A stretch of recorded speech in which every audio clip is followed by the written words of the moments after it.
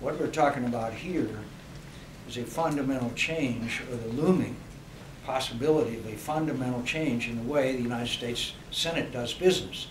Basically changing the rules of the Senate from either 60 votes, or sometimes 67, to 51 votes, which would make us no different than the House of Representatives, and of course would then erode dramatically the rights of the minority party, and would reduce us in many respects to irrelevance.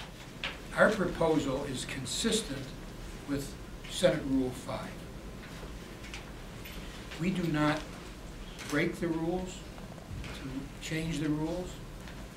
We adopt a procedure which is totally consistent with the Senate Rule 5, which says the following: the rules of the Senate shall continue from Congress to Congress until they are changed as provided for by these rules, which of course is a 2/3 vote.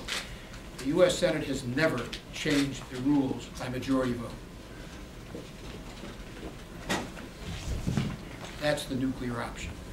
I really don't think that most of us who have been around here for a while want to see a nuclear situation where 51 votes would basically govern the way that the United States Senate functions. And the ones who are pushing this, I might point out, that want to basically return, or change, not return, but who basically want to have a 51 vote rule here be governing principle, most of them, in all due candor and honesty, have never been in the minority. It was this attempt when Republicans were in the majority on the judges, and some old geezers like us were able to stop that. And again, I point out, with all due respect to my newer colleagues in the Senate, some of them have never been in the majority, and some of them have never been in the minority, which sometimes dictates behavior which, when the shoe is on the other foot, how they would act. A number of us are very deeply troubled by the idea that we would do something in violation of the rules which provide for a 2/3 vote to change the rules.